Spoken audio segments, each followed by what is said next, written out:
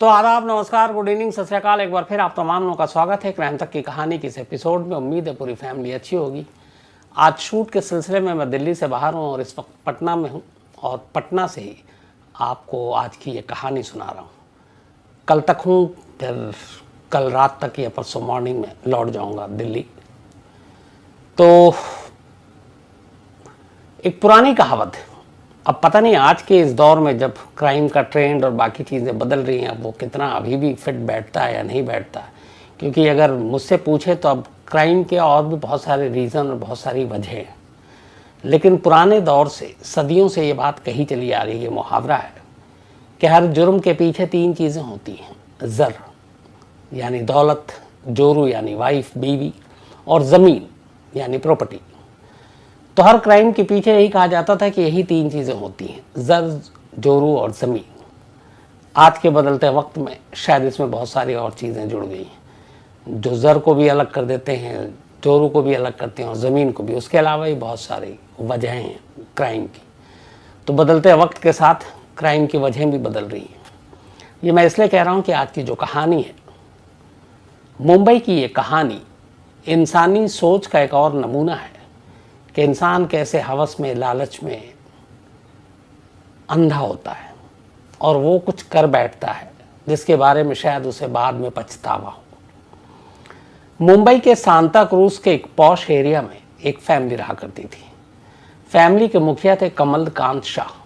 इनका अपना एक बिजनेस था और गारमेंट की कंपनी थी और ठीक ठाक परिवार। करीब 10 साल पहले 2012 में इनकी शादी हुई थी। शादी काजल नाम की एक महिला से, लड़की से हुई। फिर बाद में 2 बच्चे हुए। परिवार में सब कुछ ठीक था। कमल कांत शाह की एक माँ थी सरला देवी, वो साथ में रहा करती थी। कमल कांत की एक सिस्टर थी, उसकी ऑलरेडी शादी हो चुकी थी, कविता।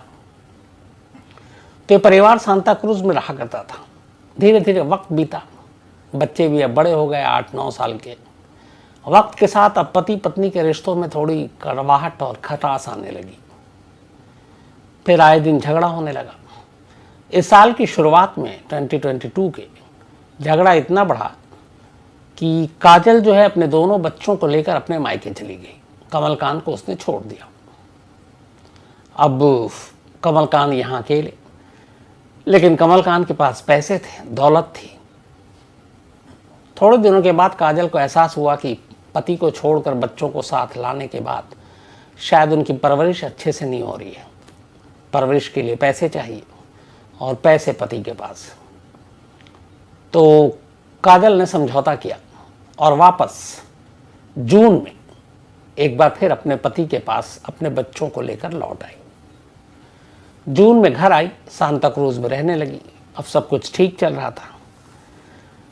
जून और जुलाई ठीक बीता, लेकिन फिर अगस्त में, ये बात है 24 अगस्त की, अचानक कमलकांत के पेट में दर्द उठा। कमलकांत को लगा कि पेट में दर्द है, कुछ उल्टा पुल्टा खा लिया होगा। उन्होंने अपने फैमिली डॉक्टर को दिखाया। डॉक्टर ने भी दवा दी, लेकिन दर्द कम नहीं हुआ। फिर भी थोड़ा कम हो, फिर बढ़े, बट लगातार ये दर्द जारी रहा। फिर डॉक्टर ने भी कहा कुछ समझ में नहीं आ रहा। कुछ टेस्ट भी लिखे डॉक्टर ने, उससे भी कुछ समझ में नहीं आया। जब समझ में नहीं आया तो फिर आखिरकार डॉक्टर ने कहा कि एक बार फुल चेकअप के लिए आप हॉस्पिटल चले जाएं। और इसके बाद तबीयत ज़्यादा बिगड़ी तो फिर इनको बॉम्बे हॉस्पिटल में एडमिट कर दिया गया। अब कमलकांत को बॉम्बे हॉस्पिटल में एडमिट किया गया। डॉक्टर ने चेक किया, सब नॉर्मल, दवा ववा दी, हालत भी ठीक होने लगी। लेकिन वो वापस घर भी आए, लेकिन फिर तबीयत बिगड़ी, फिर वापस बॉम्बे हॉस्पिटल गए। इस दौरान में डॉक्टर ने कुछ टेस्ट लिखे थे, उसकी रिपोर्ट नहीं आई थी और डॉक्टर ने नॉर्मली सब देखा कि आपको कोई इशू नहीं है। कई बार फूड पॉइजन, बाकी चीज़ों से हो सकती कुछ चीज़ें। लेकिन घर जाने के बाद तबीयत फिर बिगड़ी। फिर वापस वो उन्हीं डॉक्टरों के पास बॉम्बे हॉस्पिटल पहुंच गया। इधर रिपोर्ट अभी आई नहीं थी। अब वो हॉस्पिटल में एडमिट रहे। इस दौरान में 13 सितंबर को एक रिपोर्ट आती है जो उनको ब्लड टेस्ट और बाकी चीज़ें की थी बॉम्बे हॉस्पिटल के डॉक्टर ने। और उन्हें लग रहा था कि सारी मेडिसिन, सारी दवाएं तो ठीक दे रहे हैं, कमलकांत ठीक क्यों नहीं हो रहा है। तो उन्होंने कुछ अलग अलग टेस्ट लिखे थे। 13 सितंबर को इत्तेफाक से उसकी रिपोर्ट आई। जब वो रिपोर्ट आई तो रिपोर्ट देखकर डॉक्टर हैरान था। डॉक्टर ने फौरन रिपोर्ट देखते ही पुलिस को फोन किया।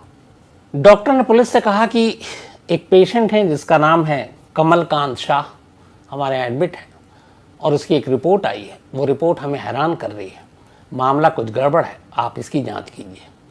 अब पुलिस ने कहा कि ये क्या मामला, आप क्या पेशेंट है, वो भी अभी जिंदा है और आप इस तरह की बात कर रहे हैं। तो डॉक्टर ने कहा कि नहीं, आप मिलिए, आपको मैं बताता हूँ। तो खैर अब पुलिस तक कंप्लेंट गई थी, पुलिस को भी अपनी जिम्मेदारी निभानी थी। तो लोकल पुलिस की टीम पहुँचती है, डॉक्टर से बात करती है। डॉक्टर उन्हें बताते हैं कि देखिए हमने इनकी ब्लड टेस्ट कराई, उसमें 2 रिपोर्ट ऐसी है जो नॉर्मली नहीं होनी चाहिए। एक रिपोर्ट जो थी इसमें वो थी इनकी आर्सेनिक की, आर्सेनिक, और दूसरी रिपोर्ट जो थी वो थी थैलियम की। अब ये दोनों रिपोर्ट में डॉक्टर ने बताया कि ये रिपोर्ट बहुत बढ़ी हुई। तो पुलिस ने कहा इससे क्या फ़र्क पड़ता है, क्या होता है ये। तब उन्होंने कहा कि इंसान के लिए दोनों चीज़ें बॉडी में ज़रूरी भी हैं, आर्सेनिक भी ज़रूरी है, थैलियम भी ज़रूरी है, लेकिन एक तय मात्रा तक, एक तय मकदार तक। इसके बाद अगर होता है तो फिर गड़बड़ है, फिर ये पॉइजन बन जाता है। लेकिन जो ब्लड रिपोर्ट आई है उसके हिसाब से कमलकांत शाह की बॉडी में जो आर्सेनिक है वो अराउंड 400 गुना ज़्यादा बढ़ा हुआ है, 400 गुना ज़्यादा। जो थैलियम है वो करीब 365 गुना ज़्यादा बढ़ा हुआ है। और नॉर्मली ये केस डॉक्टर ने कहा कि हमने कभी देखा नहीं है। तो पुलिस ने कहा कि ये क्यों बढ़ता है। तो उसने कहा कोई वजह नहीं है, हमें डाउट है कि इन्हें ये अलग से दिया जा रहा है। अब कोई भी शख्स अलग से आर्सेनिक या थैलियम जैसी चीज़ें जो देश में बैंड है, सिर्फ कुछ खास काम के लिए यूज़ होता है और उसके लिए भी आपको लिखत पढ़त में ये लेना पड़ता है। तब लोकल पुलिस ने बात की इस बारे में और उसका उन्होंने कहा चलो अभी कमलकांत शाह हॉस्पिटल में है। 13 सितंबर को रिपोर्ट आई थी, उसके बाद डॉक्टर ने पुलिस को बताया था।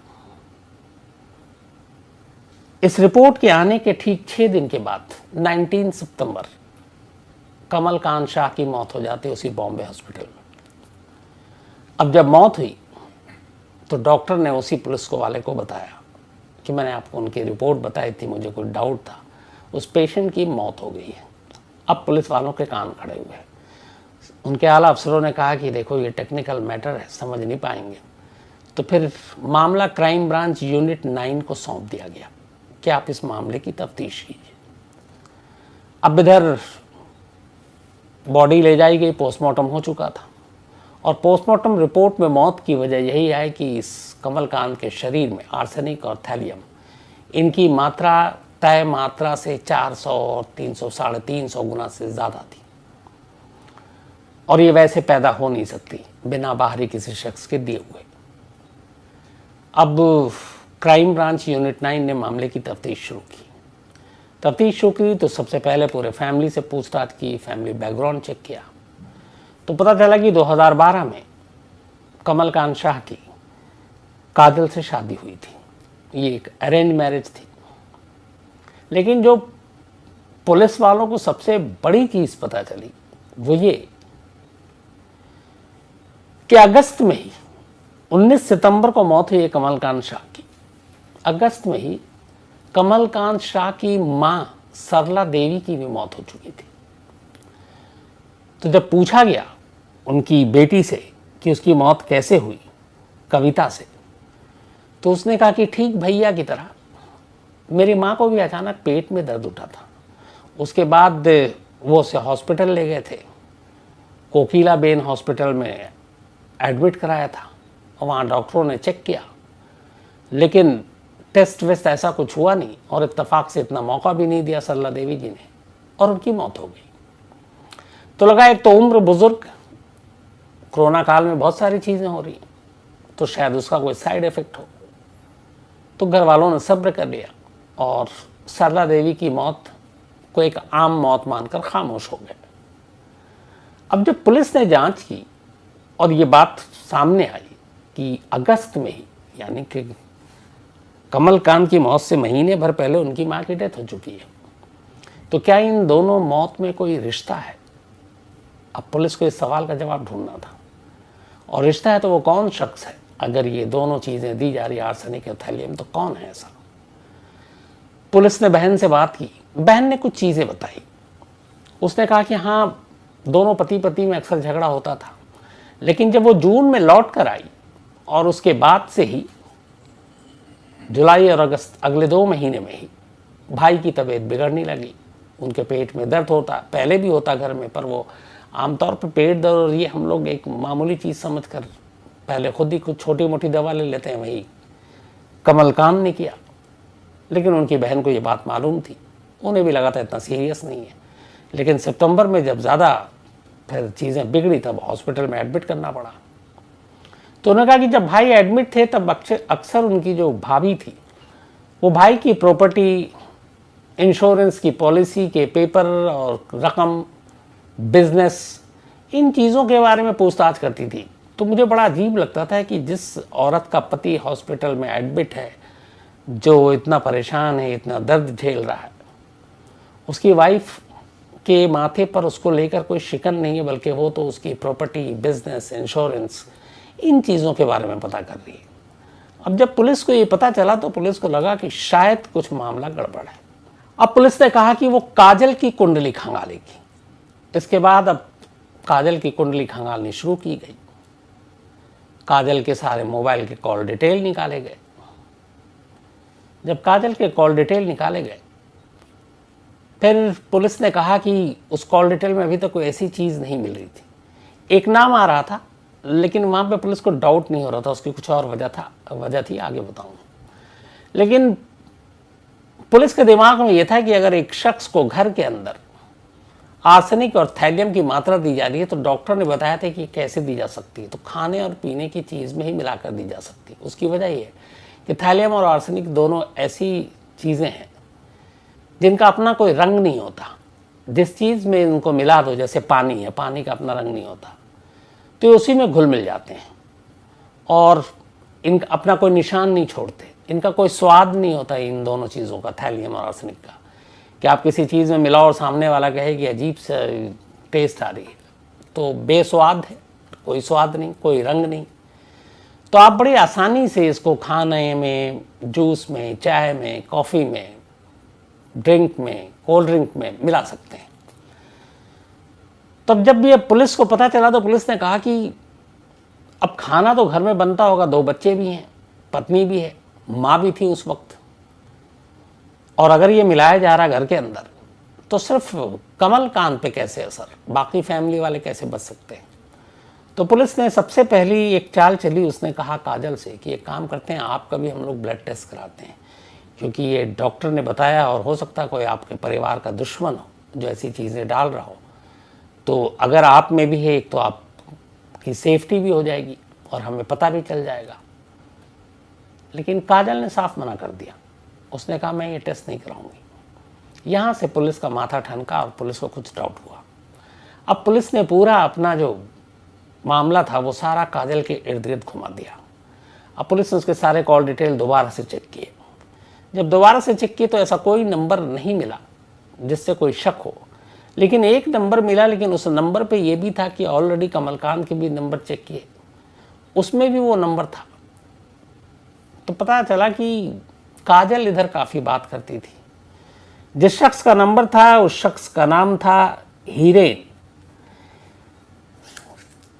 और इसी फ़ोन नंबर पे वो लगातार हितेश जैन, तो हितेश जैन बात क्या करता था। अब पता चला हितेश जैन कौन है, पुलिस ने ढूंढना शुरू किया। तो फैमिली से पता चला कि हितेश जैन कमलकांत शाह का बचपन का दोस्त है। दोनों बचपन में एक साल स्कूल में पढ़े, कॉलेज गए, और बचपन की फ्रेंडशिप है, घर भी आना जाना था। तो अब हितेश जैन और काजल का क्या रिश्ता हो सकता है? अब पुलिस ने इसको खंगालना शुरू किया। तो पता चला कि जब मियाँ बीवी में खटपट होने लगी काजल और कमलकांत में, तो इस दौरान में कई बार उसने हितेश जैन से बात की, पति से झगड़े के बारे में, ये वो, और धीरे धीरे हमदर्दी के तौर पर न जाने कब ये दोनों एक दूसरे के करीब आ गए, काजल और हितेश। अब इनमें प्यार हो गया। अब जब प्यार हो गया तो ये था, काजल ने फैसला कर लिया कि वो अब अपने पति के रास्ते से हट जाएगी या हटा देगी। और पर उसे ये भी था, वो डिवोर्स ले सकती थी, पर उसे मालूम था उसके पति के पास दौलत है। उसे ये भी पता था कि उसकी माँ घर में रहती है, बहन की शादी हो चुकी है, तो जो भी उसकी प्रॉपर्टी है कायदे से उसी की है, कमल कांत की, और उसकी मौत के बाद वो उसकी होगी अगर माँ नहीं होती है तो यही उसने हितेश के साथ मिलकर एक साजिश रची। तो उसने हितेश से कहा कि मुझे अपने पति का कत्ल करना है, लेकिन कत्ल ऐसा करना है कि दुनिया वालों को भनक तक न लगे कि यह कत्ल है। इस कत्ल पर खुद अस्पताल और डॉक्टर मुहर लगाए कि उसकी मौत बीमारी की वजह से हुई है। तो ऐसा कत्ल कैसे कर सकते हैं? हितेश जैन ने यहाँ काजल की मदद की। वो गया और उसने अलग अलग सोशल मीडिया साइट्स गूगल करके तलाशना शुरू किया, जो बहुत सारे क्राइम के केस में। फिर उसे अचानक पता चला कि आर्सेनिक और थैलियम, और लेकिन उसे ये भी पता चला कि ये बिना कागजी कार्रवाई के, पेपर के आसानी से नहीं मिलता है। तो जो कंपनी और जिस प्रोडक्ट में यूज होता है, प्लानिंग 7 महीने पहले शुरू हुई। सोचिए आप, मतलब लास्ट जून में 23 जून को ये वापस घर आई थी अपने पति के पास, और सिर्फ 2 महीने के बाद मौत हुई थी। लेकिन प्लानिंग उससे 5 महीने पहले से चल रही थी, यानी कि जनवरी से ही, जब ये मायके में थी। और मायके में थी, इसे बात करने की पूरी आज़ादी थी, हितेश के साथ दोनों बात करते। हितेश ने गूगल किया, फिर उसने एक फर्जी कंपनी बनाई, जिस कंपनी के नाम पर वो ये थैलियम और आर्सेनिक खरीद सकता था। उसने ये सब कुछ खरीदा, और उसके बाद इसी प्लान का हिस्सा था। उसने कहा काजल से कि अब तुम, वक्त आ गया है, ये दोनों चीज़ें मेरे पास हैं, तुम घर जाओ, लौट जाओ बच्चों को लेकर। काजल ने वही किया। उसने आर्सेनिक और थैलियम पकड़ी और पहुंच गई घर, और पति के साथ एक बार फिर से ऐसा लगा कि अब सब कुछ भूल के रहने लगी है। लेकिन अब वो एक दूसरी चाल चल रही थी। अगर वो खाना में मिलाती तो खाना एक आदमी का तो अलग बनता नहीं, शक हो जाता। सभी खाना टेबल पर साथ खाते हैं, फिर पति भी खाता, माँ भी खाती, बच्चे भी उसके खाते, और वो नहीं चाहती तो उसके बच्चे को नुकसान हो, क्योंकि उसका टारगेट सिर्फ उसका पति और उसकी माँ थी। उसने जूस में या चाय में मिलाकर ये दोनों चीज़ें अपने पति और अपनी सास को देना शुरू किया। जून से देना शुरू किया, करीब 2 महीने तक दिया। माँ चूंकि बुजुर्ग थी सरला देवी, उन पे ज़्यादा जल्दी असर किया, और यही वजह है कि अगस्त में ही उनकी मौत हो गई। अब माँ रास्ते से हट चुकी थी, पति रास्ते में बचा था। पति के साथ उसका ये सिलसिला जारी रहा। वो ये जहर उसे जूस में और चाय में मिलाकर देती रही। उधर माँ की मौत को किसी का शक भी नहीं हुआ। बुजुर्ग, पेट में दर्द, हॉस्पिटल में एडमिट, डॉक्टर ने देखा, तो सारी चीज़ें क्लीन एंड क्लियर थी। इससे कविता और हितेश का हौसला और बढ़ा। उसे लगा ये तो मेडिकल रिपोर्ट में सब गुनाह छुप जाएगा, क्योंकि सरला देवी की मौत पे किसी ने उंगली नहीं उठाई। तो अगस्त का महीना बीत गया, इनका हौसला और बढ़ा, इन्होंने मात्रा और बढ़ा दी, और आखिरकार सितंबर में हॉस्पिटल में एडमिट करना पड़ा। अगस्त में माँ की मौत के बाद से ही हालांकि दर्द शुरू हो चुका था कमल कांत को, लेकिन फिर वहाँ डॉक्टर के पास ले गए। डॉक्टर ने पहली बार इसलिए भेज दिया था कि जब उन्होंने टेस्ट किया तो इन चीज़ों पर ध्यान नहीं दिया था, और उसके बाद रिलीज भी कर दिया, घर भी भेज दिया। लेकिन जब दोबारा आए तब उन्होंने कहा कि आखिर क्यों हो रहा है, इसलिए फिर ब्लड टेस्ट हुआ, और 13 सितंबर को उसकी रिपोर्ट आई थी। और तब डॉक्टर ने, ये लगा डॉक्टर को कि ये मामला गड़बड़, और इसीलिए पहली बार पुलिस को फ़ोन किया। पर इत्तेफाक से उसके 6 दिन के बाद ही 19 सितंबर को कमल कांत की मौत हो गई थी। तो 7 महीने से प्लानिंग थी, 2 महीने से लगातार किस्तों में जहर देकर मारा जा रहा था। तो माँ की मौत के बाद अगस्त में माँ की हुई, और सितंबर में खुद कमल कांत की हो गई। पुलिस अब तफ्तीश अपनी करती रही, आगे बढ़ती रही, क्योंकि उसे सबूत जुटाना था। पेचीदा मामला यहाँ पे था, और यहाँ पे फंस गया कि चूंकि माँ की मौत हॉस्पिटल में हुई थी, डॉक्टरों ने ऐसी कोई चीज़ पाई नहीं, अंतिम संस्कार भी हो चुका था, तो माँ को यही 2 चीज़ें देकर मारा कविता और हितेश ने। अब ये साबित नहीं हो सकता था, सिर्फ कहानी हो सकती थी। लेकिन ये था कि जिस तरीके से सिम्टम थे, पेट दर्द और ये सब एक थे, लेकिन प्रूफ नहीं था, क्योंकि माँ का ब्लड टेस्ट और उसमें ये आर्सेनिक और थैलियम नहीं आया था। तो ये हर सारी चीज़ें हुई। अब वो धीरे धीरे जहर देने लगी। उसका इरादा यही था कि जब पति मर जाएगा उसके बाद इंश्योरेंस के काफ़ी पैसे थे, काफ़ी रकम थी कमलकांत की, उन्होंने अपने अच्छे खासी इंश्योरेंस करा रखी थी, तो सारे पैसे मिलेंगे, बिजनेस मिलेगा, और उसके बाद वो कमलकांत के ही बचपन के दोस्त हितेश जैन के साथ शादी करके सुखी से रहेगी, उसके पैसों पर ऐश भी करेगी और एक नए पति के साथ रहेगी। ये उसकी पूरी साजिश थी, और इसी वजह से स्लो पॉइजन देकर इस तरीके से मारने का काम किया।